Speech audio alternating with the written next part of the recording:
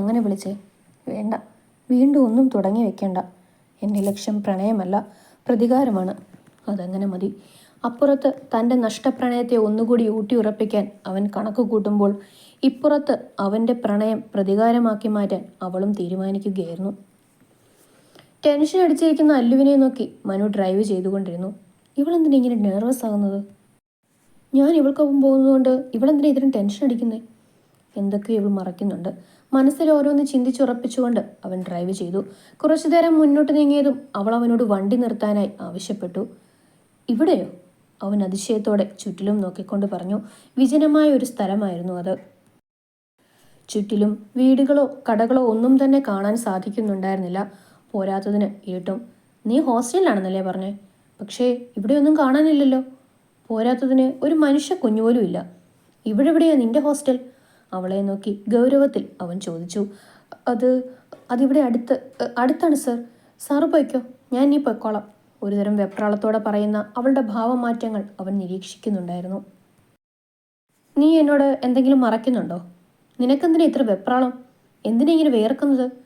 അവൻ്റെ ചോദ്യങ്ങൾക്ക് മുന്നിൽ അവൾ പതറിപ്പോയി. ഒന്നും ഞാൻ മറയ്ക്കുന്നില്ലല്ലോ. എനിക്ക് പോകാൻ ടൈമായി. ഞാൻ ഇവിടെ ഇറങ്ങുക. അതും പറഞ്ഞ് അവൾ വെപ്രാളത്തിൽ ഇറങ്ങാൻ തുടങ്ങിയതും അവൻ കാർ ലോക്കാക്കി. അവൾ പതർച്ചയോടെ അവനെ ഒന്ന് നോക്കി. അവളുടെ ചെന്നിയിലൂടെ വിയർപ്പ് കണങ്ങൾ ഒഴുകി. അവൻ്റെ മാറിയ മുഖഭാവം അവളിൽ കൂടുതൽ ഭയം നിറച്ചു. നോക്ക്, എന്നെ ദേഷ്യം പിടിപ്പിക്കരുത്. അത് നിനക്ക് നല്ലതിനല്ല. സർ, എൻ്റെ കൈ വേദനിക്കുന്നു. അവൻ പിടിച്ചു വെച്ചിരിക്കുന്ന കൈകളെ നോക്കി വേദനയോടെ അവൾ പറഞ്ഞു. അവളുടെ കണ്ണ് നിറഞ്ഞതും അവൻ്റെ മനസ്സിൽ വല്ലാത്തൊരു നീറ്റൽ അനുഭവപ്പെട്ടു. I am sorry. അവൻ അവളുടെ കൈകൾ വിട്ട് ദേഷ്യത്തിൽ അവളോട് പറഞ്ഞു. You can go. അവളെ നോക്കാതെ തിരിഞ്ഞിരുന്നുകൊണ്ട് അവൻ പറഞ്ഞു. അവൻ്റെ മുഖം കണ്ട് അവൾക്ക് വല്ലാതെ തോന്നി. സർ, അവൾ എന്തോ പറയാൻ വന്നതും അവൻ കൈകൊണ്ട് തടഞ്ഞു. തനിക്ക് പോകാം. Get out from here. അവൻ്റെ ദേഷ്യം നിറഞ്ഞ വാക്കുകളിൽ പകച്ചുകൊണ്ട് അവൾ ഡോറ് തുറന്ന് പുറത്തേക്കിറങ്ങി. അവൾ ഇറങ്ങിയതും അവൻ വേഗത്തിൽ കാർ ഓടിച്ചുപോയി. അവൻ പോയ വഴിയെ ഒന്ന് നോക്കി നിന്നിട്ട് അവൾ തൻ്റെ വഴി ലക്ഷ്യമാക്കി നടന്നു. പക്ഷേ അവൾക്ക് പുറകിൽ അവനുണ്ടായിരുന്നത് അവൾ കണ്ടില്ല. നീ എന്താണ് ഒളിക്കാൻ ശ്രമിക്കുന്നത് എന്ന് കണ്ടെത്തിയിരിക്കും ഞാനല്ലോ. എന്തിനാണ് നീ ഇത്രയും ടെൻഷൻ അടിക്കുന്നതെന്ന് എനിക്കറിയണം. ഈ വിജനമായ വഴിയിൽ നിന്നെ തനിച്ചാക്കി ഞാൻ എങ്ങനെ പോകും?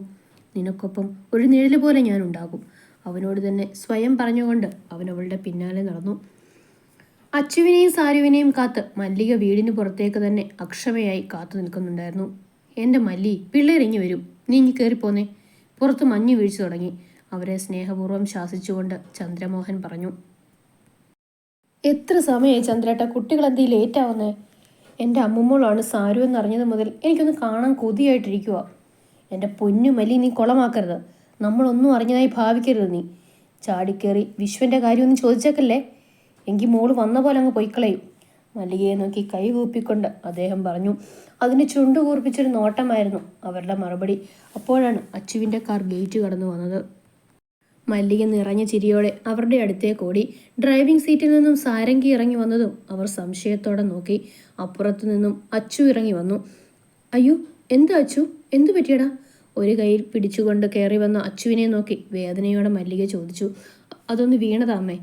അതെങ്ങനാ? മാനത്ത് നോക്കി നടന്നാൽ ഇങ്ങനെ വീഴാതിരിക്കുമോ? അവനെ നോക്കി പുച്ഛിച്ചുകൊണ്ട് സാരംഗി പറഞ്ഞു. അവൻ അവളെ നോക്കിയൊന്ന് പല്ല് കടിച്ചു. എന്താ അച്ചു നിനക്ക്? നോക്കിയും കണ്ടുമൊക്കെ നടന്നൂടെ? ഇതിപ്പോൾ മോളുള്ളത് കൊണ്ട് കൂടെ ആളുണ്ടായിരുന്നു. ഇല്ലെങ്കിൽ നീ എങ്ങനെ ഡ്രൈവ് ചെയ്തേനെ? വയസ്സ് 10-30 ഇപ്പോഴും കുട്ടിയാണെന്ന് അവൻ്റെ വിചാരം. അവനെ നോക്കി കപടദേഷ്യത്തിൽ അവർ പറഞ്ഞു. അവരുടെ വഴക്കിനെല്ലാം അവൻ അവളെ നോക്കി കണ്ണുരുട്ടും. അതിനെല്ലാം ഒരു ലോഡ് പുച്ഛം വാരി വിതറി അവൾ നിൽക്കും. അമ്മ, കുഴപ്പമൊന്നുമില്ല. ഞാൻ അകത്തു പൊയ്ക്കോട്ടെ. കുറച്ച് കുഴമ്പിട്ട് ആവി പിടിച്ചാൽ ശരിയാവും. അമ്മ വന്നേ. അവൻ അവളെ ഒന്നുകൂടി ചിറങ്ങി നോക്കിക്കൊണ്ട് മല്ലികയുടെ തോളിൽ കൈ കെട്ടുകൊണ്ട് അകത്തേക്ക് നടന്നു. അച്ഛയുടെ മോൾ എന്തിനാ അവിടെ നിൽക്കുന്നേ? ഇങ്ങോട്ട് വാ. അദ്ദേഹം അവളെ നോക്കി സ്നേഹപൂർവ്വം വിളിച്ചു. അദ്ദേഹത്തിൻ്റെ ആ സംസാരം അവളുടെ കണ്ണുകളെ ഈറനണിയിച്ചു. 4 വർഷമായി തനിക്ക് നഷ്ടപ്പെട്ട ആ സ്നേഹം, കരുതൽ, അതെല്ലാം ഒരിക്കൽ കൂടെ തന്നിലേക്ക് വന്ന പോലെ അവൾ ഓടിച്ചെന്ന് അദ്ദേഹത്തോട് ചേർന്ന് നിന്നു. വാത്സല്യപൂർവ്വം അദ്ദേഹം അവളുടെ നെറുകയിൽ തലോടി. എന്നിട്ട് അവളെയും ചേർത്ത് പിടിച്ചുകൊണ്ട് അകത്തേക്ക് നടന്നു. അല്ലു നടക്കുന്നതിൻ്റെ വളരെ പിന്നിലായാണ് അവൻ നടന്നത്. ഇടയ്ക്ക് അവൾ തിരിഞ്ഞു നോക്കിയതും അവൾ കാണാതെ മറഞ്ഞു നിന്നു. അവസാനം ഒരു ആൾതാമസമില്ലാതെ പോലെ കിടക്കുന്ന ഒരു ഇരുനില വീടിൻ്റെ ഗേറ്റ് തുറന്ന് അവൾ അകത്ത് കയറി. പുറത്തേക്ക് ഒരിക്കൽ കൂടി നോക്കിയിട്ട് അവൾ ഗേറ്റ് പൂട്ടി. ബാഗിൽ നിന്നും ഒരു കീ എടുത്ത് അവൾ ആ വീട് തുറന്ന് ഉള്ളിലേക്ക് കയറി. എന്നിട്ട് ഡോർ ലോക്ക് ചെയ്തു. അവൾ കാണാതെ മതിൽ ചാടി ഉള്ളിലേക്ക് കടന്നു. പാതി ചാരിയ ആ ജനലിലൂടെ കണ്ട കാഴ്ചയിൽ അവൻ തരിച്ചു നിന്നുപോയി. റൂമിനുള്ളിൽ കയറിയ അച്ചു കൈയൊന്നൊഴിഞ്ഞുകൊണ്ട് ബെഡിലിരുന്നു. ഉഷ്! കൈയൊന്ന് തിരിക്കാൻ നോക്കിയതും അവന് നല്ല വേദന തോന്നി. അതേസമയം താഴെ അമ്മുമോളെ മല്ലിക സാരംഗിയെ നോക്കി വിളിച്ചു. എന്നാൽ അവരുടെ അമ്മു എന്ന വിളിയിൽ കുടുങ്ങിക്കിടക്കുകയായിരുന്നു അവൾ. അമ്മയ്ക്ക് എങ്ങനെ എൻ്റെ പേര് അമ്മു ആണെന്ന് ചെറിയൊരു പതർച്ചയോടെ അവൾ ചോദിച്ചതും അബദ്ധം പിണങ്ങിയതുപോലെ മല്ലിക നാക്ക് കടിച്ചു.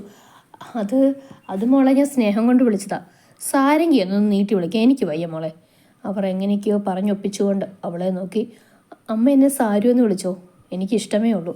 അവൾ അവരുടെ കയ്യിൽ പിടിച്ചുകൊണ്ട് പറഞ്ഞു. ഇല്ല മോളെ, ഞാൻ മോളെ അമ്മു എന്ന് വിളിച്ചോളാം. എന്താണെന്നറിയോ, 10 വയസ്സ് വരെ എൻ്റെ ഈ കൈ പിടിച്ചു കിടന്ന ഒരു കുറുമ്പി പെണ്ണുണ്ടായിരുന്നു ഇവിടെ. അവൾക്കും എന്തിനും ഏതിനും മല്ലികാമ മതി.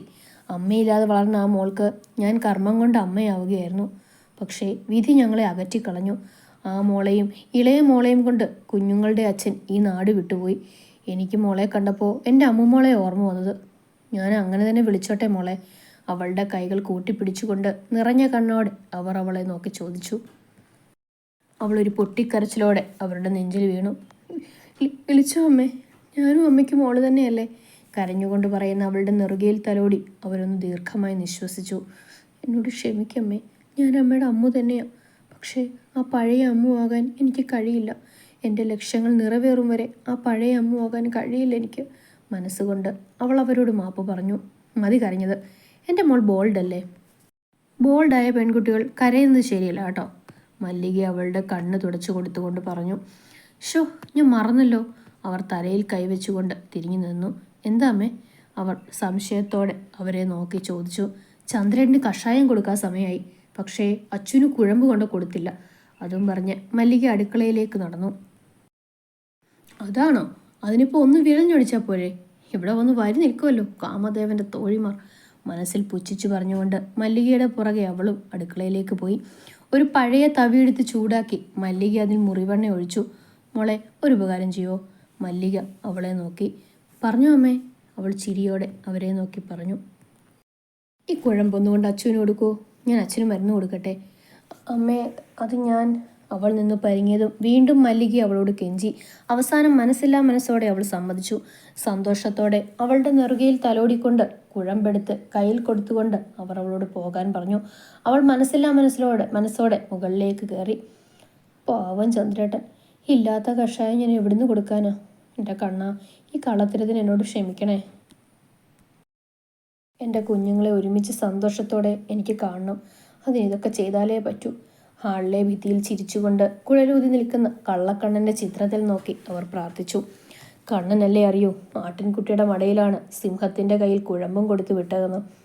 അങ്ങോട്ട് കൈയല്ലേ, കായ്ക്കല്ലേ, കാലിനല്ലല്ലോ കുഴപ്പം. അമ്മ പറഞ്ഞതുകൊണ്ട് മാത്രം ഞാൻ അങ്ങോട്ട് പോകുന്നത്. വല്ലതും കയറി ചൊറിയാൻ വന്നാൽ ഈ ചൂടെടുത്ത് വായിലൊഴിക്കും ഞാൻ. ഓരോന്നും പറഞ്ഞ് ചവിട്ടിത്തുള്ളി അവൾ അവൻ്റെ മുറിയിലേക്ക് കയറി. ആ മുറിയിൽ കാലെടുത്ത് വെച്ചതും അറിയാതെ അവളുടെ ഉള്ളൊന്ന് തേങ്ങി. ഒരിക്കൽ ഈ മുറിയിൽ പ്രിയപ്പെട്ടവൻ്റെ പാതിയായി അവൻ്റെ കൈപിടിച്ച് കയറി വരാൻ ഒരുപാട് ആഗ്രഹിച്ചിരുന്നതാണ്. ഓർമ്മകൾ അവളുടെ മനസ്സിൽ മുറിവേൽപ്പിക്കാൻ തുടങ്ങിയതും വീണ്ടും അവൾ പകയുടെ ആവരണം അണിഞ്ഞു. കണ്ണുകൾ ഇറുക്കിയടച്ച് ശ്വാസം വിട്ടതിനു ശേഷം കണ്ണുകൾ തുറന്ന് ഉള്ളിലേക്ക് കയറി. ഡോറ് തുറന്നു തന്നെ കിടപ്പുണ്ട്. അവൾ ആ ഡോറിലൊന്ന് നോക്ക് ചെയ്തു. അകത്തുനിന്ന് ഒരു ഞരക്കം കേട്ടതും യാന്ത്രികമായി അവളുടെ കാലുകൾ ഉള്ളിലേക്ക് ചലിച്ചു. അതങ്ങനെയാണ്. എത്രയൊക്കെ വെറുക്കാൻ ശ്രമിച്ചാലും അകലാൻ ശ്രമിച്ചാലും പ്രിയപ്പെട്ടവന് ഒരു മുള്ളു കൊണ്ടാൽ പോലും ഉള്ളിലൊരു വേദനയുണ്ടാകും. റൂമിലെത്തിയതും അവൾ ചുറ്റും നോക്കി. അച്ചു ബെഡിലിരുന്ന് വേദന കൊണ്ട് മുഖം ചുളിക്കുന്നുണ്ടായിരുന്നു. അവൻ്റെ ആ വേദന തന്നിലേക്കും പടരുന്നത് അവൾ അറിഞ്ഞു. അവൾ കപടദേഷ്യത്തിൽ അവൻ്റെ നേരെ കുഴമ്പ് നീട്ടി. ഇതാ പിടിക്ക. എങ്ങോട്ടോ നോട്ടം വായിച്ചുകൊണ്ട് അവൾ പറഞ്ഞു. അവനുടനെ ഷർട്ട് അഴിച്ചു മാറ്റി. അവൾ പെട്ടെന്ന് തിരിഞ്ഞു നിന്നു. താൻ എന്തീ കാണിക്കുന്നേ? ഞാനിവിടെ നിൽക്കുന്നേ കണ്ടില്ലേ? അവൾ ദേഷ്യത്തിൽ തിരിഞ്ഞു നിന്നുകൊണ്ട് പറഞ്ഞു. നീ കാണാത്തതൊന്നും അല്ലല്ലോ. പലവട്ടം നാണം കൊണ്ട് എൻ്റെ ഈ നെഞ്ചിൽ മുഖമൊളിപ്പിച്ചവളല്ലേ നീ? ദയനീയമായി വേദനയോട് ഷർട്ട് മാറ്റിക്കൊണ്ട് അവൻ പറഞ്ഞു. അവൾ കണ്ണടച്ചു നിന്നു. അതന്ന് മിസ്റ്റർ, ഇന്ന് ഞാൻ നിങ്ങളുടെ ആരുമല്ല. നിങ്ങൾ എൻ്റെയും ആരുമല്ല. മറ്റൊരു പെണ്ണിന് ഈ നെഞ്ചിൽ ചായാൻ എന്നു മുതൽ നിങ്ങൾ അവകാശം കൊടുത്തോ അന്നു മുതൽ എൻ്റെ മനസ്സിൽ നിന്ന് നിങ്ങളെ പടിയിറക്കി വിട്ടതാ. ഇത് പിടിക്ക്. പഴയ കഥകളുടെ കെട്ടഴിക്കാൻ എനിക്ക് താല്പര്യമില്ല. അവൾ അവനെ പുച്ഛത്തോടെ നോക്കി പറഞ്ഞു. അവൻ മുഖം താഴ്ത്തിയിരുന്ന് അത് വാങ്ങി ടീപ്പോയിൽ വെച്ചു. പതിയെ തിരിഞ്ഞിരുന്നിടാൻ ശ്രമിച്ചപ്പോൾ അവന് കഴിഞ്ഞില്ല. തോളിൻ്റെ പുറകിലായിരുന്നു വേദന. കൈയെത്തി ഇടാൻ ശ്രമിച്ചപ്പോൾ അതും പരാജയമായി. അവൻ ദയനീയമായി അവളെ നോക്കി. ഒന്ന് അമ്മയെ വിളിക്കോ? എനിക്ക് പറ്റുന്നില്ല. എങ്ങോട്ടോ നോക്കി അവൻ പറഞ്ഞു. അമ്മ അച്ഛന് മരുന്ന് കൊടുക്കാൻ പോയേക്കോ? കൈകെട്ടി നിന്ന് താല്പര്യമില്ലാത്ത പോലെ അവൾ പറഞ്ഞു. മരുന്നോ? അച്ഛൻ ഈ സമയത്ത് ഏത് മരുന്ന്? അത് ശരി, അപ്പം എൻ്റെ മാതാശ്രീയുടെ പണിയായിരുന്നല്ലേ? അവൻ മനസ്സിലാലോചിച്ചു. അങ്ങോട്ട് തിരിഞ്ഞിരിക്കുക. അവൾ പറയുന്നത് കേട്ട് അവൻ അവളെ മുഖം ചൊളിച്ചു നോക്കി. എങ്ങോട്ട്? തിരിഞ്ഞിരിക്കാൻ. അത് തണുത്തു പോകും മുമ്പ് ഇടണം, അവൾ ഗൗരവത്തിൽ പറഞ്ഞുകൊണ്ട് കുഴമ്പുള്ള തവി കയ്യിലെടുത്തു. അവനൊരു ചെറുചിരിയോടെ തിരിഞ്ഞിരുന്നു. താങ്ക്സ് എൻ്റെ അമ്മോ. അവൻ മനസ്സിൽ മല്ലികയോട് നന്ദി പറഞ്ഞു. അത് തണുത്തു തുടങ്ങിയിരുന്നു. അവൾ വിരൽ കൊണ്ട് അതിൽ മുക്കിയെടുത്തിട്ട് കൊടുക്കാൻ വേണ്ടി അവനോട് ചേർന്ന് നിന്നു. അവൻ അവൾക്ക് കുഴമ്പിടാൻ പാകത്തിന് ഇരുന്ന് കൊടുത്തു. അവൾ കുറച്ച് കയ്യിലെടുത്ത് അവൻ്റെ പുറകിൽ ഇട്ട് കൊടുത്തു. അവളുടെ കൈ പതിഞ്ഞപ്പോൾ അവന് തൻ്റെ ദേഹത്ത് കറണ്ട് അടിക്കും പോലെ തോന്നി. പിന്നെയും അവൾ ഇട്ടുകൊടുത്തു. അവിടെ ഒന്ന് ചെറുതായി തിരുമ്മിക്കൊടുത്തു. അവന് നല്ല വേദനയുണ്ടെന്ന് അവൾക്ക് മനസ്സിലായി. എന്നാൽ ആ വേദന അവന് സുഖമുള്ളൊരനുഭൂതിയായിരുന്നു.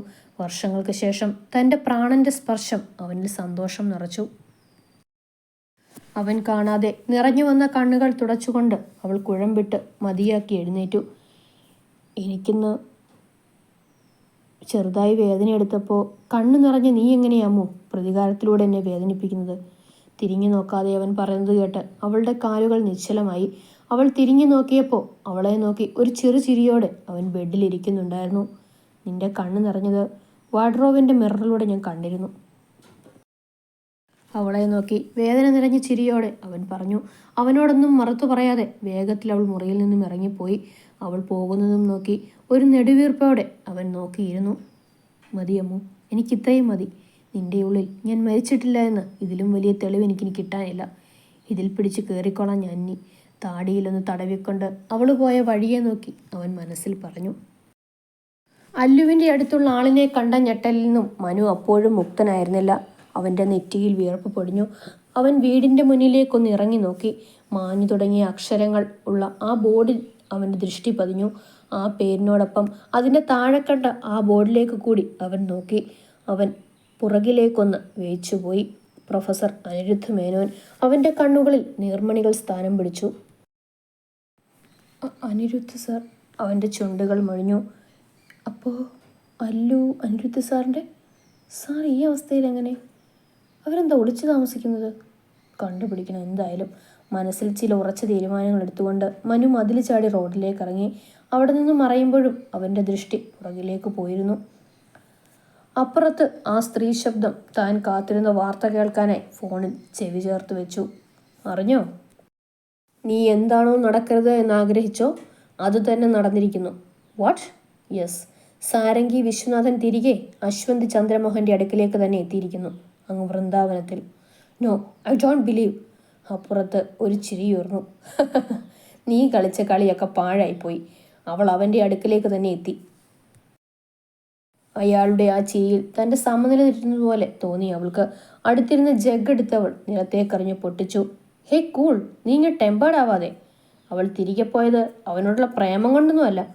അവളുടെ നഷ്ടങ്ങളുടെ കണക്ക് അവനെ കൊണ്ട് നികത്താൻ വേണ്ടിയാണ്. 2 മുട്ടനാടുകൾ കൂട്ടിയിടിച്ച് രക്തമൊഴുക്കുമ്പോൾ കൊതിയോടെ കാത്തിരിക്കുന്ന ചെന്നായാകാം നിനക്കിനി. അയാളുടെ ചിരി അവളിലേക്കും പകർന്നു. മനസ്സിൽ ചില കണക്ക് കൂട്ടലുകളോടെ അവർ രണ്ടുപേരും മുന്നോട്ടുള്ള പദ്ധതികൾ ആസൂത്രണം ചെയ്തു.